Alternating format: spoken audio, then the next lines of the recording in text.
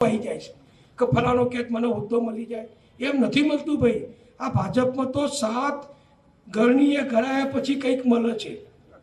એટલે કોઈની ખાલી પાછળ ના ફરવું. કોઈ લેતું નથી, કોઈ અપાતું નથી. અને હું એ પણ કહું, અમે મોટા નથી નેતાઓ, મોટા તમે છો. તમે અમને મોટા બનાવ્યા છે. તમે મત આપ્યા તો અમે ધારાસભ્ય બન્યા, તમે મત આપ્યા તો અમે મંત્રી બન્યા, તમે મત આપ્યા તો કોઈ સંસદ સભ્ય બન્યું, કોઈ ધારાસભ્ય બન્યું. એટલે ખરેખર તો નેતાને ગરજ હોવી જોઈએ, કાર્યકરોની. નેતાને પ્રજાની ગરજ હોવી જોઈએ કે હું કામ કરીશ અને કરાવડાવીશ, અને કોઈ તમને કાળી ટીલી લાગે એવું કરીશ નહીં, કે એવા લોકોને જોડે રાખીશ નહીં. નહીંતર શું થાય કે એક ટોળકી ઘેરી વાર તમે બદનામ થઈ જાઓ. અને ચૂંટણી તો આવે જ છે. એટલે કાર્યકરની બધાને ગરજ હોય છે. મને બધા કે નીતિનભાઈ તમે બધા બહુ ન ઓળખો છો, તે ઓળખવા જ પડે ને ભાઈ. દર ચૂંટણી તો મારા મત લીધા છે, તમને ના ઓળખું કોને ઓળખું કહો. એટલે કાર્યકર મહાન છે, નેતા મહાન નથી, સમજી લેજો. નેતાને તો પક્ષ ટિકિટ ના આપો તો 0 થઈ જાય, સીટ અનામત હોય ને મહિલા અનામત થઈ જાય. આ હવે કડીમાં મ્યુનિસિપાલિટી ચૂંટણી આવશે, નવી સરકારે બેઠક રચનાઓ જાહેર કરી, ઘણા લોકો બધું ગોઠવીને બેઠા હશે, પણ બધું બદલાઈ ગયું. આ સીટવાળા આ જગ્યાએ શું કરી આવ્યું હે કે આ વોર્ડમાં તૈયારી કરું, આ વોર્ડમાં તૈયારી કરું, ફલાણા ધારાસભ્યને બોલાવું, ફલાણાને લગ્નમાં બોલાવું, પણ એ બધું બદલાઈ ગયું. એની બાજુમાં આપણે શાખા ભરાય એવું ત્યાં ચોખ્ખું વાતાવરણ કર્યું. પછી ત્યાં સોસાયટીઓ બની. આ બધું કર્યું. કરણનગર રોડ એ હું સરકારમાં હતો, સિંગલ રોડ હતો, તે ડબલ રોડ કરી દીધો, છેક સુધી કરી દીધો. તળાવ બનાવ્યું, ભીમનાથનું તળાવ ડેવલપ કર્યું.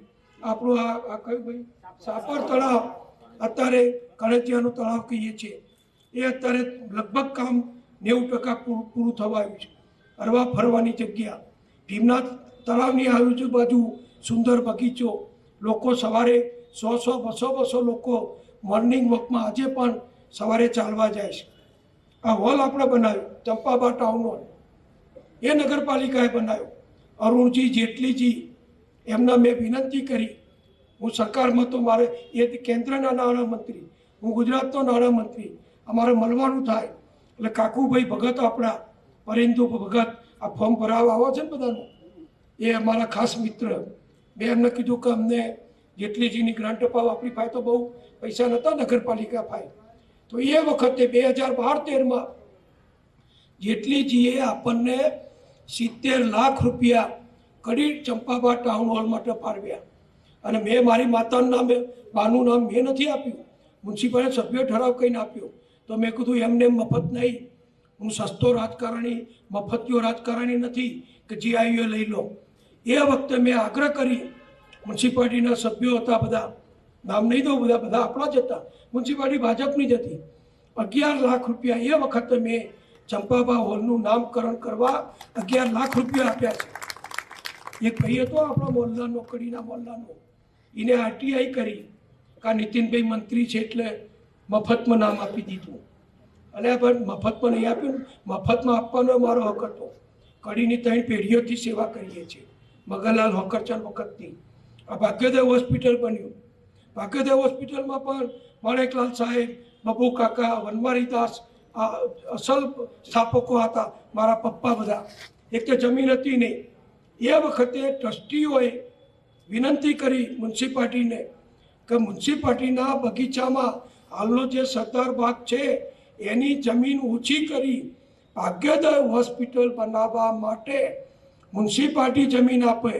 એટલે અડધી જમીન આ ભાગ્યોદય હોસ્પિટલની છે ને, એ કડી નગરપાલિકાએ વિના મૂલ્યે કડીના તાલુકાના ગરીબ મધ્યમ વર્ગના દર્દીઓને સારવાર કરવા માટે વિના મૂલ્યે મફતમાં નગરપાલિકાએ ભેટ આપેલી છે. એ કોઈની માલિકીની નથી, નગરપાલિકાની હતી. એ પછી ફરી ના કહેતા, જેમ દરેક લોકસભામાં અને વિધાનસભામાં બધા આવીને મતદાન કરી જાઓ છો. અને હવે તો SIR આવ્યું છે, થોડી કડકાઈ વધશે.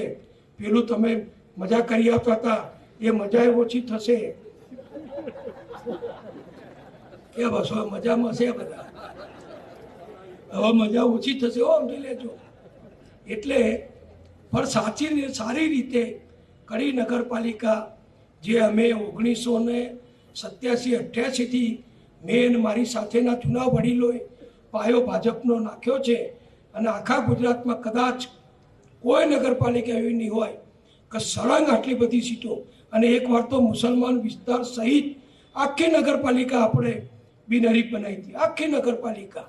અને મોદી સાહેબના ભરત હસ્તે શ્રેષ્ઠ નગરપાલિકાનું ઇનામ પણ આપણી કડી નગરપાલિકાને મળેલું છે. નર્મદાનું પાણી, તમે કેટલું પાણી વાપરો તમને ખબર છે? 4 કરોડ લીટર પાણી તમે કડીવાળા વાપરો છો.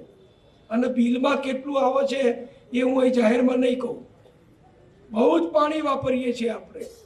4 કરોડ વાપરો, બાથરૂમ, રસોડું ફરતું એ ભૂગર્ભ ગટરમાં આવે. એ પાછું ભૂગર્ભ ગટરમાંથી પમ્પિંગ કરી અને છેક આપણે દેત્રોજ રોડ ઉપર લઈ જઈએ. આજે આપણી સરકાર બની, વડાપ્રધાન તરીકે મુખ્યમંત્રી તરીકે નરેન્દ્રભાઈ આવ્યા અને 2007માં ગુજરાતના સ્થાપનાના 50 વર્ષ થયા, 2060થી એમાં 10માં.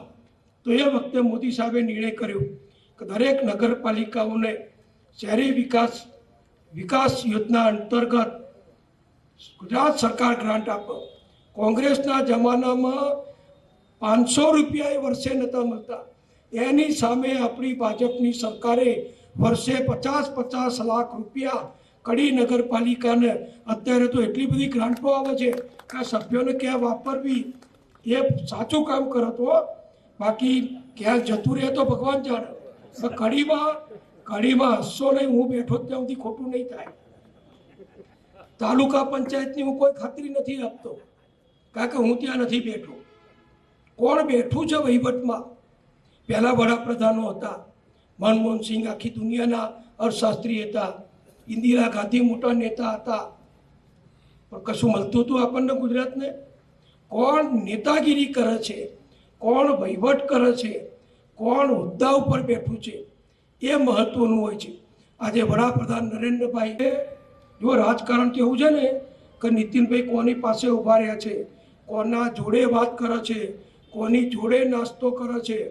આ તમે બધાનું હું શરત મારીને પૂછું, છૂટ બધાને, કે છેલ્લા 90થી હું છું, કોઈએ મને કદી કોઈ પાનના ગલ્લે બેસેલો જોયો હોય તો આગળ ઊંચી કરો, હું 50,000 રૂપિયા ઇનામ આપું. બોલો, કોઈએ પણ. હું નહીં ખાતો, હું ખાવાય નથી દેતો, હું ખાતોય નથી, ખાવાય નથી દેતો. આ મોદી સાહેબનું સૂત્ર છે. પણ મારી આજુબાજુ એવા લોકો નથી રાખતો કે જે નબળા હોય, જે ખોટા હોય, જેની સમાજમાં પ્રતિષ્ઠા ના હોય. એ બધું પક્ષ જોતો હોય છે. એટલે ફક્ત વાતો કરવાથી નહીં, કરી બતાવવાથી વ્યક્તિ મોટો બને છે. અને હોદ્દા તો આવવાના જાય. આ બધા મંત્રીઓ હમણાં બિચારા બદલાઈ ગયા. લો હવે શું કોણ, અમે નીકળી ગયા પૂર્વ કરી, તમે બધું મને ઉત્તરમાંથી પૂર્વ કરી નાખ્યો. હે પણ જો અમારા સ્વર્ગસ્થ વિજયભાઈ હતા, ખૂબ નમ્ર, વિવેકી ને ખૂબ સંનિષ્ઠ મુખ્યમંત્રી. બધું થઈ ગયું પછી એમણે કીધું મને, અમે બધા બેઠા હતા, હું ભૂપેન્દ્રસિંહ 5-7 મિત્રો જે સરકારમાં, પ્રદીપસિંહ બધા અમે હતા. પછી વિજયભાઈ એમ કીધું, જુઓ, ભાષણમાં એ બોલતા હતા કે કાર્યકર કદી પૂર્વ થતો નથી. ધારાસભ્ય પૂર્વ થાય, સંસદ સભ્ય પૂર્વ થાય, મંત્રી પૂર્વ થાય, નગરપાલિકાના પ્રમુખ પૂર્વ થાય, પક્ષના પ્રમુખ પૂર્વ થાય, પણ કાર્યકર પૂર્વ થાય? તમે બધા કાર્યકર છો. તમને કદી આ જીવનલાલ છે તે હું એમ નહીં કહેતો કે જીવનલાલ પૂર્વ કાર્યકર. જીવનલાલ એટલે જીવનલાલ. અશોકભાઈ કાર્યકર છે, ભીખાભાઈ કાર્યકર છે, વડીલો બધા કાર્યકર છે. કાર્યકર આજીવન છે.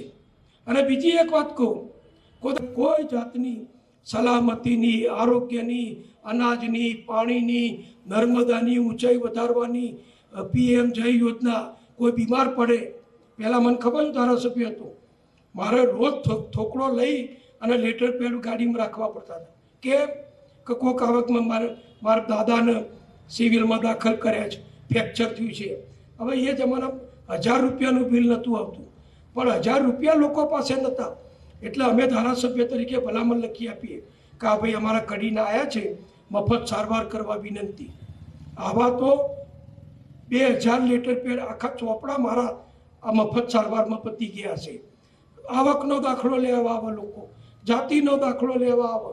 સવારે ઉઠું તો ઘર આગળ બધું ભરેલું ને ભરેલું હોય. હવે એમાંનું કશું નથી.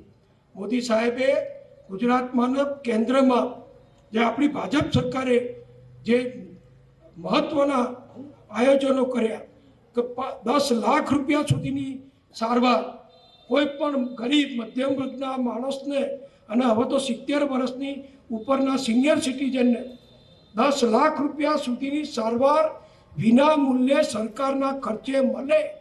આવું કોઈ જગ્યાએ નહોતું મનમોહન સિંઘે કર્યું કે બીજા કોઈ વડાપ્રધાન કર્યું. આ હું એટલા માટે દાખલો આપું છું કે હોદ્દાથી કશું નથી થતું, વ્યક્તિથી થાય છે. કરનાર વ્યક્તિ, એની આવડત, એની મહેનત, એની પ્રતિષ્ઠા, એની આજુબાજુ બેસનારા લોકો, આ બધું જોઈને કામ થતું હોય છે. તમે સારા હો પણ તમારી આજુબાજુ ખોટી ટોળકી ગોઠવાઈ ગઈ હોય તો તમને બદનામ કરે. હમણાં બધું કેટલાય 2 પ્રશ્નો ગુજરાતમાં થયા. 2-3 મંત્રીઓને બિચારાને રાજીનામા આપવા પડ્યા અથવા મંત્રીમંડળમાં ના રહ્યા. કેમ ના રહ્યા? એમણે ખોટું કર્યું હોય કે ના કર્યું મને ખબર નથી, પણ એમના પરિવારમાંથી, એમના ટેકેદારોમાંથી 2-5 જણાએ ખોટું કર્યું. એનું પરિણામ એ મંત્રીમંડળમાંથી સરકારે એમને ના લીધા. હવે જો રાજકારણ તો એવું છે ને કે નીતિનભાઈ કોની પાસે ઊભા રહ્યા છે, કોના જોડે વાત કરે છે, કોની જોડે નાસ્તો કરે છે. આ તમે બધાનું હું શરત મારીને પૂછું, છૂટ બધાને, કે છેલ્લા 90થી હું છું, કોઈએ મને કદી કોઈ પાનના ગલ્લે બેસેલો જોયો હોય તો આગળ ઊંચી કરો, હું 50,000 રૂપિયા ઇનામ આપું. બોલો, કોઈએ પણ. હું નહીં ખાતો, હું ખાવાય નથી દેતો, હું ખાતોય નથી, ખાવાય નથી દેતો. આ મોદી સાહેબનું સૂત્ર છે. પણ મારી આજુબાજુ એવા લોકો નથી રાખતો કે જે નબળા હોય, જે ખોટા હોય, જેની સમાજમાં પ્રતિષ્ઠા ના હોય. એ બધું પક્ષ જોતો હોય છે. એટલે ફક્ત વાતો કરવાથી નહીં, કરી બતાવવાથી વ્યક્તિ મોટો બને છે. અને હોદ્દા તો આવવાના જાય. આ બધા મંત્રીઓ હમણાં બિચારા બદલાઈ ગયા. લો હવે શું કોણ, અમે નીકળી ગયા પૂર્વ કરી, તમે બધું મને ઉત્તરમાંથી પૂર્વ કરી નાખ્યું. હે પણ જો અમારા સ્વર્ગસ્થ વિજયભાઈ હતા, ખૂબ નમ્ર, વિવેકી ને ખૂબ સંનિષ્ઠ મુખ્યમંત્રી. બધું થઈ ગયું પછી એમણે કીધું મને, અમે બધા બેઠા હતા, હું, ભૂપેન્દ્રસિંહ, 5-7 મિત્રો જે સરકારમાં, પ્રદીપસિંહ બધા અમે હતા. પછી વિજયભાઈ એમ કીધું, જુઓ, ભાષણમાં એ બોલતા હતા કે કાર્યકર કદી પૂર્વ થતો નથી. ધારાસભ્ય પૂર્વ થાય, સંસદ સભ્ય પૂર્વ થાય, મંત્રી પૂર્વ થાય, નગરપાલિકાના પ્રમુખ પૂર્વ થાય, પક્ષના પ્રમુખ પૂર્વ થાય, પણ કાર્યકર પૂર્વ થાય? તમે બધા કાર્યકર છો. તમને કદી આ જીવનલાલ છે તે હું એમ નહીં કહેતો કે જીવનલાલ પૂર્વ કાર્યકર. જીવનલાલ એટલે જીવનલાલ. અશોકભાઈ કાર્યકર છે, ભીખાભાઈ કાર્યકર છે, વડીલો બધા કાર્યકર છે. કાર્યકર આજીવન છે. અને બીજી એક વાત કહું, કોઈ પ્રહલાદભાઈના પપ્પા કેશાભાઈ એક જમાનામાં આખું કડી જમાડી હતું. તેઓ નાનો હતો, હવે હું 70 વર્ષનો થયો ત્યાં સુધી મને યાદ છે, એક વાર જમાડવાથી 70 વર્ષના માણસને યાદ રહે. એવા કામ કરનારના જ લોકો યાદ કરે છે. બાકી ધારાની દારને પડીકી આપી એ કોઈ યાદ નહીં રાખતું. એ મ્યુનિસિપાલિટી આપણે કરવાની છે. એટલે સ્ટેડિયમ સરદારભાઈએ 12 કરોડ રૂપિયા આપણને ભારત સરકારમાંથી ફાળવી આપ્યા, અને એમાંથી 6 કરોડ રૂપિયા 6 આવી ગયા. 6 કરોડ રૂપિયા તો આપણે ત્યાં જમા થઈ ગયા છે. આ સરદારભાઈનો જેટલો આભાર માનીએ એટલો ઓછો છે. પણ સરદારભાઈ બોલશે નહીં. હું 50 વાર કહું, કહો તો ખરા યાર, કે ના તમે કહો છો બધું બરાબર છે, બધા મારા ઉપર જ નાખે છે. અને હું બોલું છું ઘણાને ગમતું એ નથી. આ પાછું મારે તો બે બાજુ તકલીફ છે. પણ જમાડી કોકના પેટ ભરવું સારું, ભૂખ્યા રાખીને હાફરવું એ નકામું. એટલે કઈ હાફરવું સારું, ના કહેવા કરતાં કહેવું સારું. એટલે આ સરદારભાઈએ 12 કરોડ આપ્યા, 6 કરોડ આપણા થઈ ગયા, નગરપાલિકાએ 6 કરોડ ઉમેર્યા, નકશા બની ગયા, બધી મંજૂરીઓ મળી ગઈ, વર્ક ઓર્ડર અપાઈ ગયો, કોન્ટ્રાક્ટરે કામ ચાલુ કર્યું.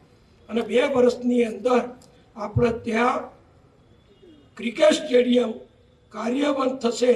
અને કડી તાલુકા મહેસાણા જિલ્લામાં, હું મહેસાણા ધારાસભ્ય હતો ઉત્તર ગુજરાતમાં, પહેલું મહેસાણાનું સ્ટેડિયમ એ પણ મહેસાણા નગરપાલિકાએ મારા સમયમાં ત્યાં બનાવ્યું, બીજું કડીમાં બન્યું. એટલે ઉત્તર ગુજરાતમાં જો મોટી નગરપાલિકાઓ હોય, પાટણ હોય કે પાલનપુર હોય કે બીજી કોઈ પણ હોય, એમાં ક્યાંય નથી એવું 3,500 થી 4,000 પ્રેક્ષકો બેસી શકે એવું